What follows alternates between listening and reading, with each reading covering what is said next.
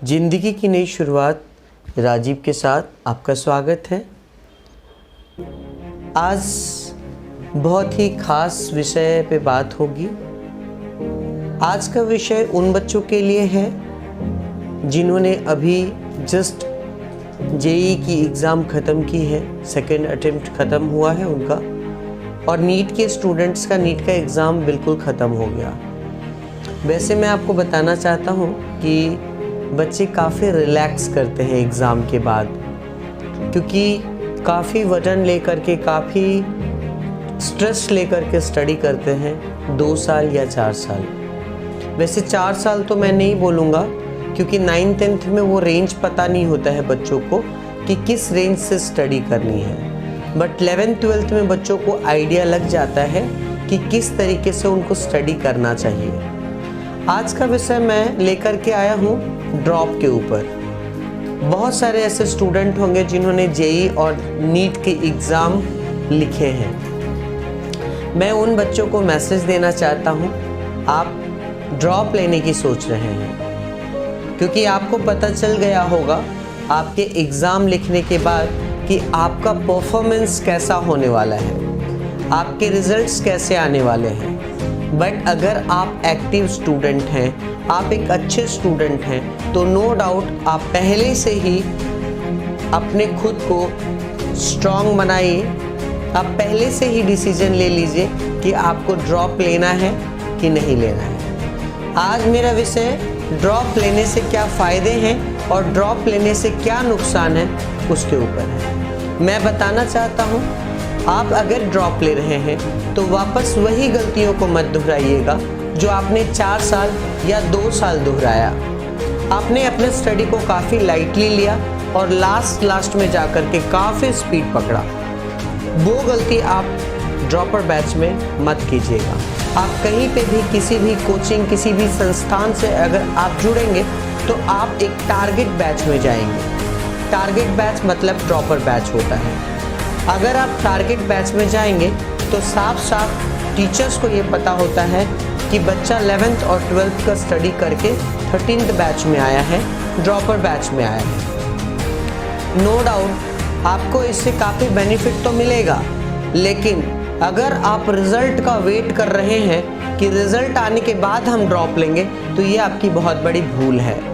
याद रखिए, समय बहुत कम होता है। जब 4 साल और 2 साल 9th, 10th, 11th, 12th और 11th, 12th जो बच्चे 9th से ही प्रिपरेशन कर रहे थे या जो बच्चे 11th में प्रिपरेशन स्टार्ट किया, तो 2 साल तो आपको कम पड़ गया या 4 साल तो आपको कम पड़ गया। तो ये जो बचे हुए टाइम रहेंगे आगे के सेशन के लिए, क्या वो आपके लिए कम नहीं पड़ेगा? बिल्कुल पड़ेगा। तो आपको नुकसान क्या होगा कि अगर आप लेट ज्वाइन करेंगे तो आपको यही लगता रहेगा कि आपने लेट ज्वाइन किया। इसलिए डिसीजन आपका है। अगर आपको लगता है आपके स्कोर, आप बहुत मेहनती हैं और स्कोर कम आ रहा है और आपके सेल्फ कॉन्फिडेंस से आपको, आपके अंदर से एक आवाज़ आ रही है कि वापस हम अगर मेहनत करेंगे तो नो डाउट रिजल्ट आ सकता है, क्योंकि अब आप सीरियस हो चुके हैं, अब आप समझदार हो चुके हैं। आप कोई 9th, 10th, 11th, 12th के स्टूडेंट नहीं हैं कि आपको वापस डांटना पड़ेगा या आपको वापस सीरियस बनाना पड़ेगा। मैं आपको बताना चाहता हूँ, कुछ ऐसी भूल करते हैं जिसके वजह से रिज़ल्ट हमारे हाथ में नहीं आता है। हम स्टूडेंट तो बहुत अच्छे हैं, बट फिर भी रिज़ल्ट अच्छा क्यों नहीं लाते हैं? जो गलतियां आपने पीछे की हैं उसका एनालिसिस कीजिए और उसको वापस मत दोहराइए।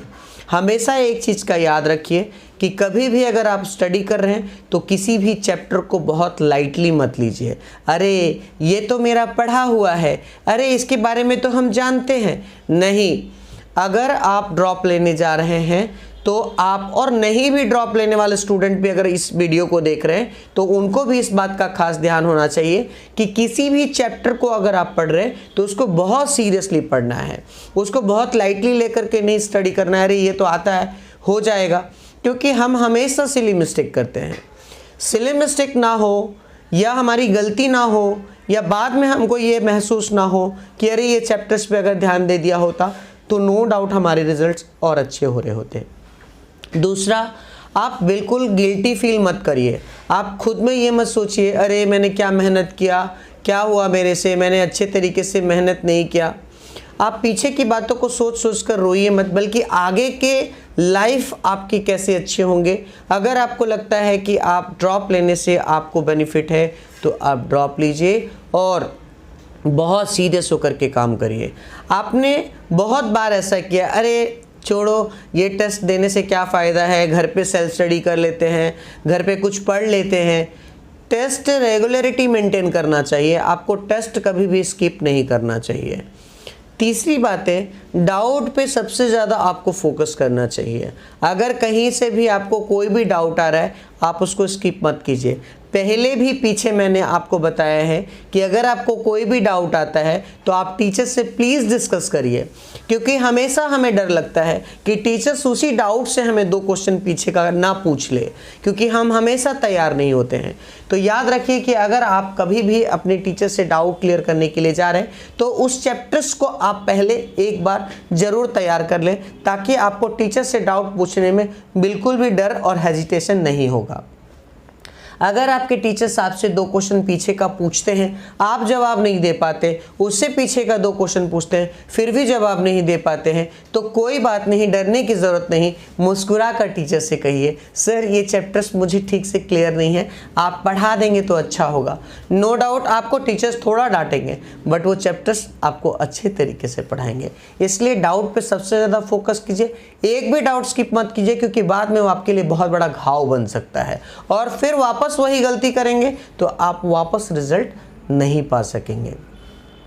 चौथी बात मैं आपको बताना चाहता हूं कि कभी भी आप जितने भी एग्ज़ाम लिखते हैं, पहले भी बताया है, आज वापस बता रहा हूं, आपके एग्ज़ाम के दिए हुए एक एक क्वेश्चंस आपके एग्ज़ाम एनालिसिस का एक नोटबुक होना चाहिए और उस नोटबुक के ऊपर एक एक क्वेश्चंस लिखे हुए होने चाहिए। वैसे ज़माना बड़ा आर्टिफिशियल हो गया है, आज के टीचर्स या आज के पेरेंट्स या हम खुद क्वेश्चन लिखने पे बिलीव नहीं करते हैं।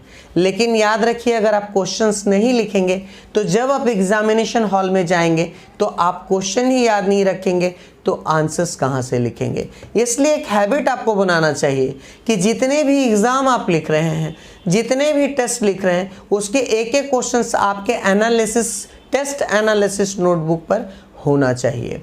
क्वेश्चन लिखिए, उसको किस तरीके से आंसर्स आना चाहिए स्टेप बाय स्टेप प्रूफ कीजिए, उसके बाद आंसर्स लिखिए। आप देखेंगे कि आप जिस जगह पे हैं उससे ऊपर ज़रूर जाएंगे। लास्ट 2 ईयर या 4 ईयर में जो गलती की है वो वापस मत दोहराइएगा, नहीं तो आपका ड्रॉप लेना बेकार जाएगा। लास्ट और अंतिम बात मैं आपको बताना चाहता हूँ कि हमेशा एक चीज़ का ध्यान रखिएगा कि आपका लक्ष्य क्या है।